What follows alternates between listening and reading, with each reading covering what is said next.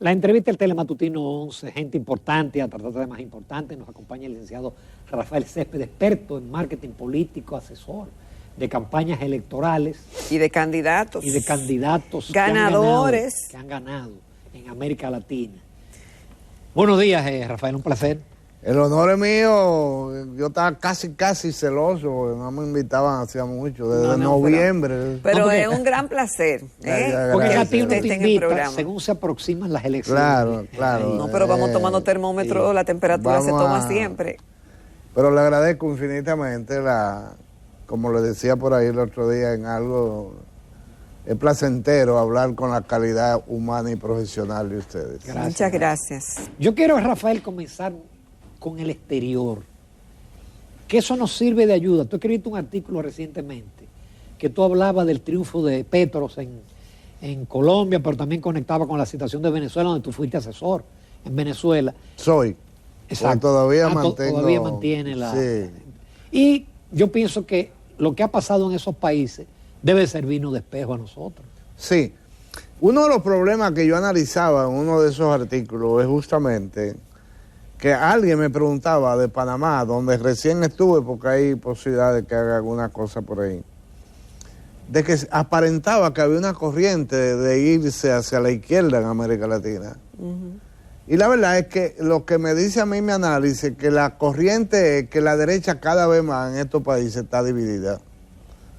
Y si te pones a ver, Petro no gana él, gana bajo una coalición, pero a la derecha se va con 3 candidatos.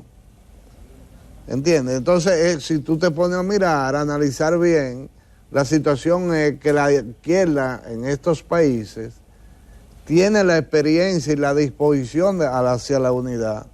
La derecha es hacia la división. Lo que está pasando en Venezuela. En Venezuela van contra Maduro. ¿Cuántos? ¿Sabes cuántos precandidatos hay en este momento? Que yo conté, 28. Óyeme, ¿cómo es posible? Tú estás dividiendo el voto de la oposición porque por pequeño que sea tu partido o tu liderazgo, algo tú obtienes como voto, un 1, un 2, pero cuando tú sumas un 2 en 20 es un 20%. Entonces, yo pienso, lo que yo decía de Petro, primero que yo, en un análisis, tal vez me equivoqué, pero yo decía por qué Petro iba a perder. Yo hacía un análisis en función de los números, de la experiencia de Petro como candidato en diferentes posiciones.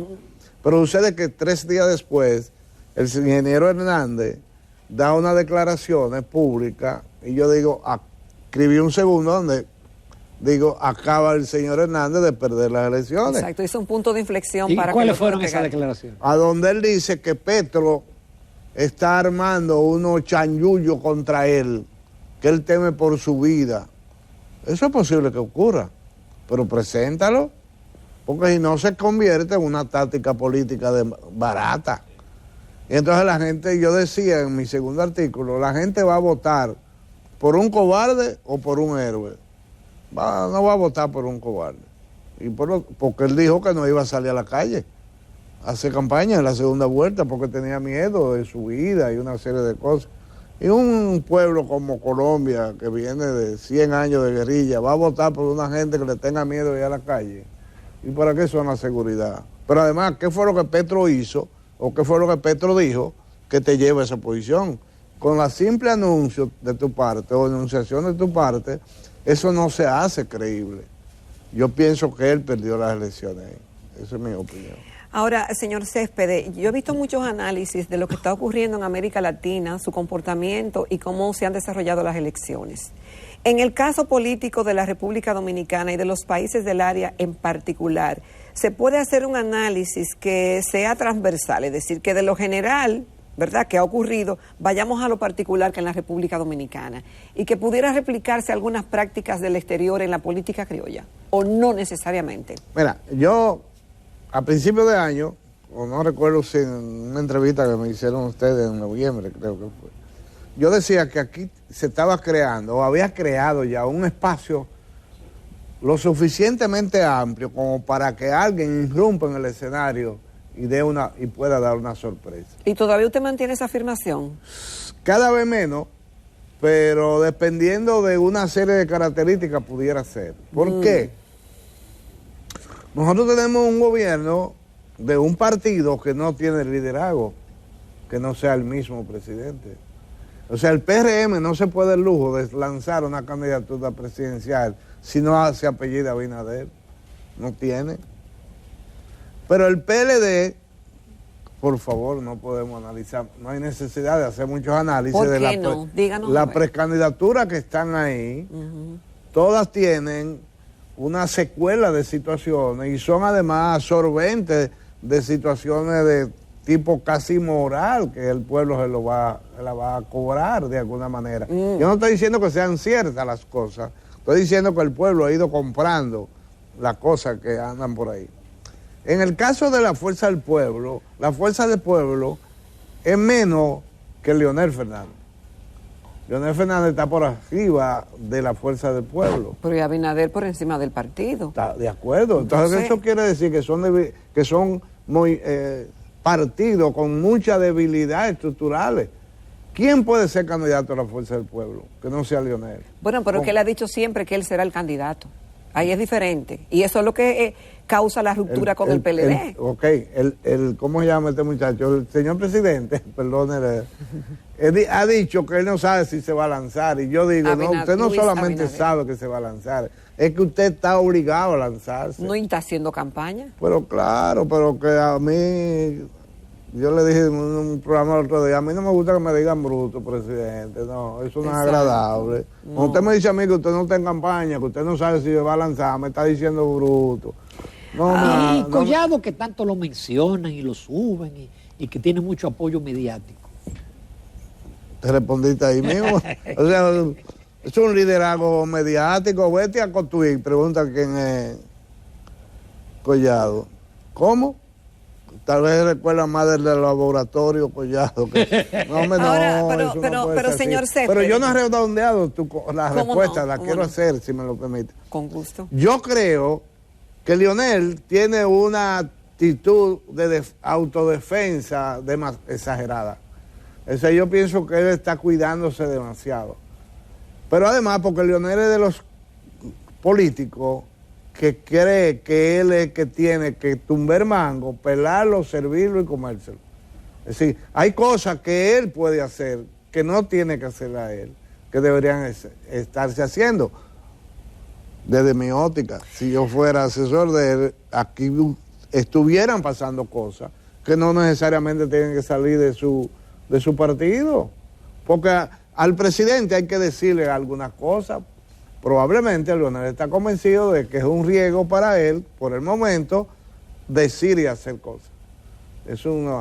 Pero él está haciendo oposición, él está cuestionando algunas cuestiones del gobierno. De manera muy tímida y muy puntual, la economía, el asunto de la luz. Hermano, ese pueblo que está ahí sabe que la de la luz le afecta, pero dile cómo se va a resolver. Tú no me puedes decir a mí de que mira, va a pasar hambre. Pero una cosa, señor Céspedes, ¿cuál es la tradición política dominicana? ¿Qué mueve el voto del dominicano? ¿Usted piensa que realmente los escándalos de Odebrecht, estos escándalos ahora del gobierno pasado, algunos que han ocurrido en esto, eso es lo que mueve y cambia las simpatías? No. Todo candidato gana con 3 tipos de votos. Todo, lo que han pasado y lo que viene. Uno, la dirección, la dirigencia, los miembros del partido. Que si tú te puedes analizar la historia, es de un 8 o un 12%. Ningún partido pasa de ahí, tradicionalmente. Okay. Y a pesar de los padrones. A pesar de lo de que más de 2 millones de votos, eso no es cierto.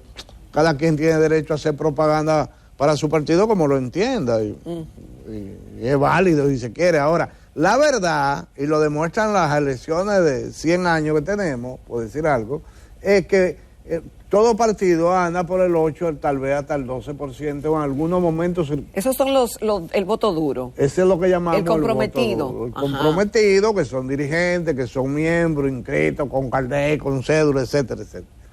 Segundo. Después viene una segunda capa, que es lo que yo llamo simpatizante.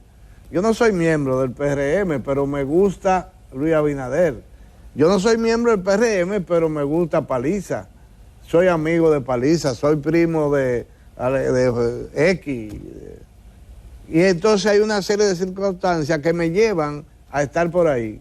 Al margen de que también dentro de esa no homogénea composición de esa segunda capa están los que dicen es que ellos pueden resolver, es porque me gusta el discurso, es porque me atrae su figura. O sea, hay una serie de razones que no es una por la que esa franja de simpatizantes vota por esa persona. ¿Y la tercera? Y la tercera son los defraudados, los disgustados, los que dicen, yo voy a votar no por él, sino en contra de él. Contra, exacto.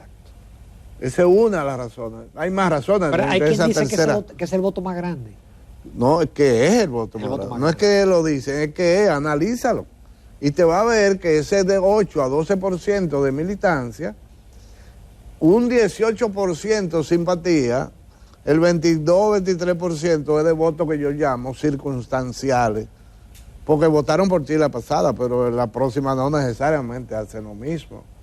Por ejemplo, si tú analizas el PRM ahora, yo pienso que el partido o el gobierno ha ido complaciendo la dirección, o sea, a la primera capa, pero la segunda, lo que yo oigo, escucho, es que no está conforme, están disgustadas, no lo han respondido, o no ha habido satisfacción de aspiraciones o de respuesta a cosas que ellos creían. Y entonces esa capa en algún % no está conforme con lo que está pasando, la manera de dirección del gobierno. La tercera ni se diga, porque la tercera, reitero, es circunstancial, o sea, se mueve según sean sus intereses o según sean las circunstancias. Yo pienso que, por ejemplo, Luis Abinader fue el triunfador, pero no el ganador. El ganador era el que estuviera ahí, porque la gente no votó necesariamente por Luis Abinader, la gente votó en contra. Esa tercera capa votó en contra del PLD. ¿Quién era el receptor más viable, más, qué sé yo, más adecuado? No me sale la palabra, pero era Abinader.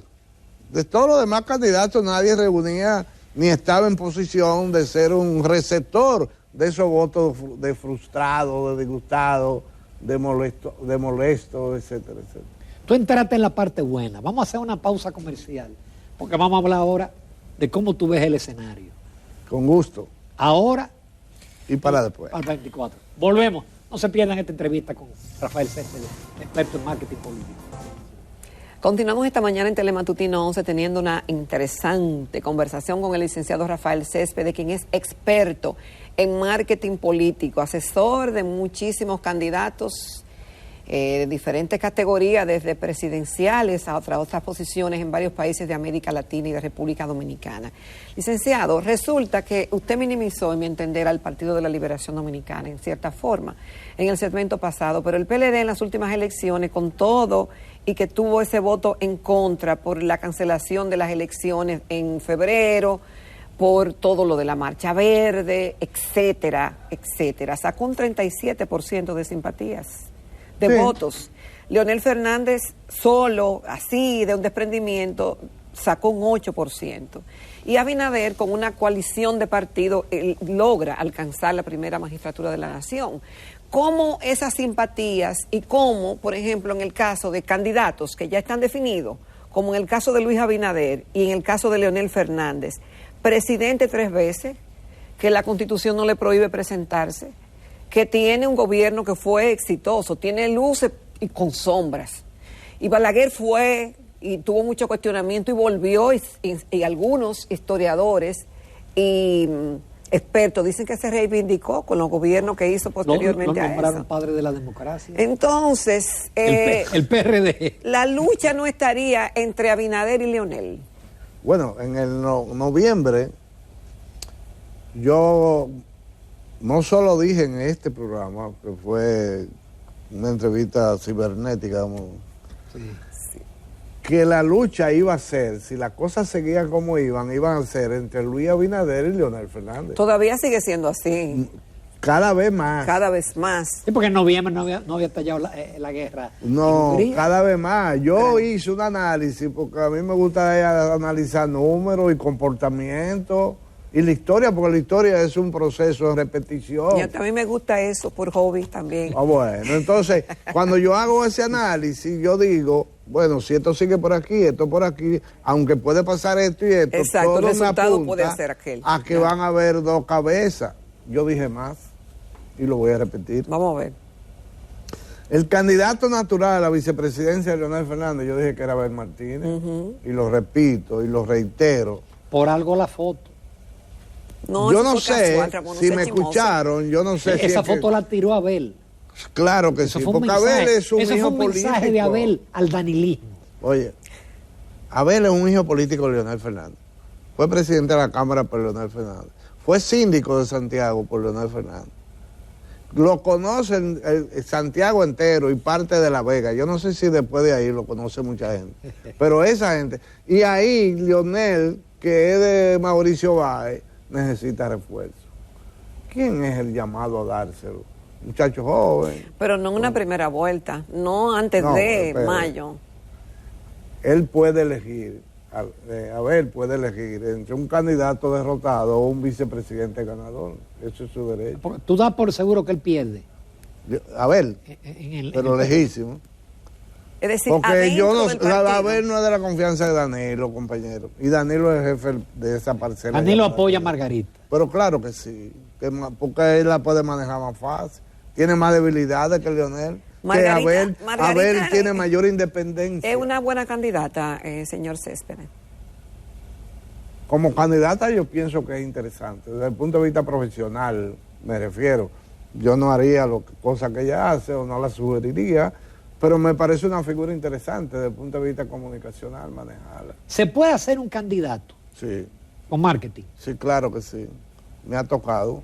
Pero que hay algunos que no le ha Aunque sea valido malo. el dinero, porque fíjese que en la campaña del 2020 tuvimos ese caso, con el caso de dinero Gonzalo es un mal Castillo. necesario. ¿Eh?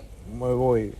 Si fuera así, el presidente de la República lo decidieran 5 personas. Exactamente. Entonces, Sí, sí. no es... No, lo que sucede es lo siguiente, amiga. Yo acabo de escribir un segundo libro que aspiro a publicar este año y se llama 20 lecciones para un político. Ay, qué Y bueno. comienzo diciendo que yo lo escribí a partir de que yo notaba que había una abundancia de la carencia, que era una Óyeme, cosa repítalo para confirmación, una abundancia de carencia, y me refiero a lo intelectual dentro del mundo político. Yo veo políticos decir, no, porque eso es estrategia para esto, y esto no tiene nada que ver con estrategia. O sea, no saben diferenciar las cosas que ellos deberían saber usar. No saben lo que es. Entonces, una gente que va a incursionar en la política, va a irrumpir en la política, va a candidatearse, para decirlo de otro modo, usted no puede ir allí a decir que yo quiero ser presidente, porque esos son deseos. Aspiración es otra cosa. Usted tiene que conocer a dónde va. Yo sabía que venía a una entrevista, pero yo no voy a venir en traje de baño. No, sería indecencia, sería Ahora, inadecuado. Entonces lo mismo hacen algunos políticos que van a un mitin en traje de baño, en el sentido de que no saben para dónde van, no saben dónde es, no saben qué va a decir, no conocen la composición social, a quién hay que hablar. Aquí hay políticos que le va a dar Alzheimer temprano de no leer. ¿Cómo es? Que hay políticos que le va a dar Alzheimer temprano. Sí. Porque no leen. No. Ahora, señor Céspedes, ¿puede un candidato ganar la presidencia en medio de una crisis económica? Y la otra pregunta, ¿puede ganar un candidato la presidencia con un buen crecimiento económico? Mire, es que cuando hay alguien que gana, hay alguien que perdió. Entonces no podemos analizar la victoria sin la derrota. Pues yo tengo que ver, ok, él va a ganar porque él está diciendo lo que la gente quiere oír. No, pero Él es que está como y como la gente se sienta, porque...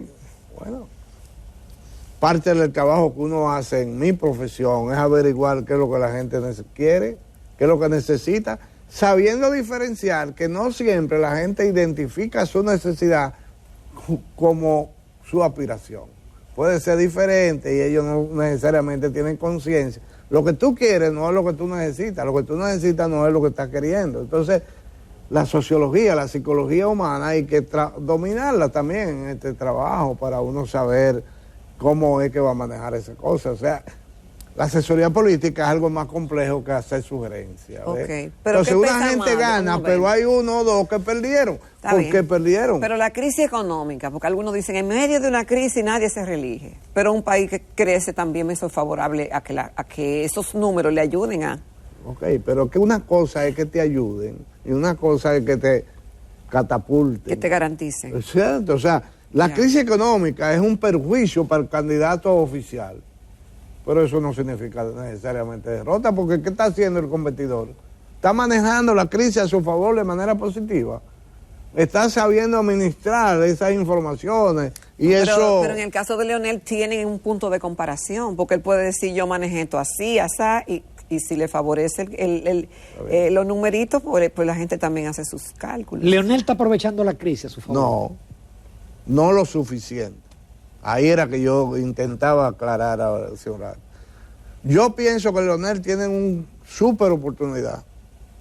Yo pienso que no está haciendo todo lo que puede y debería estar haciendo. ¿Cómo así? Es decir, él no aprovecha debilidades del gobierno. ¿Por qué? Bueno, te voy a dar mi impresión, no necesariamente la verdad. Yo creo que él le tiene miedo al enfrentamiento en este momento.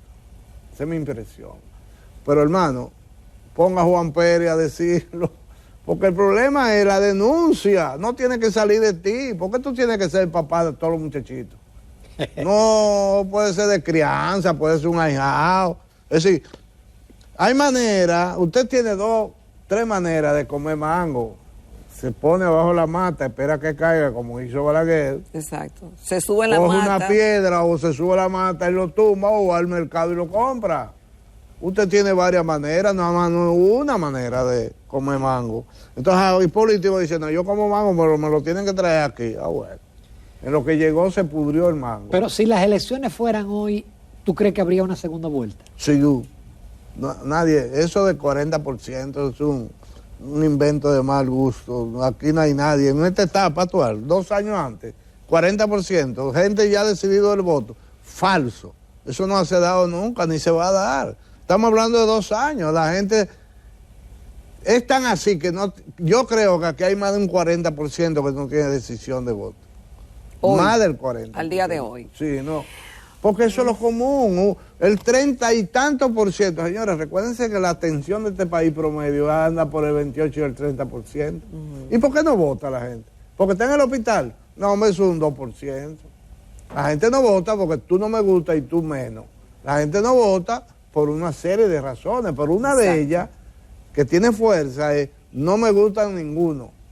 Yo tenía un padre, se llamó Ramón Antonio Céspedes Valle, que él el día antes me preguntaba, dime, de esos que están ahí, ¿cuál es que no gana? Yo le decía, eso no tiene manera, tiene un voto. Él votaba porque fuera a perder, porque él decía mi conciencia, porque él tuvo un chasco una vez con alguien y él dijo, mi conciencia no vuelve a ser afectada. Rafael, pero también hay una parte de votantes que a último minuto votan por el que pinta que va a ganar.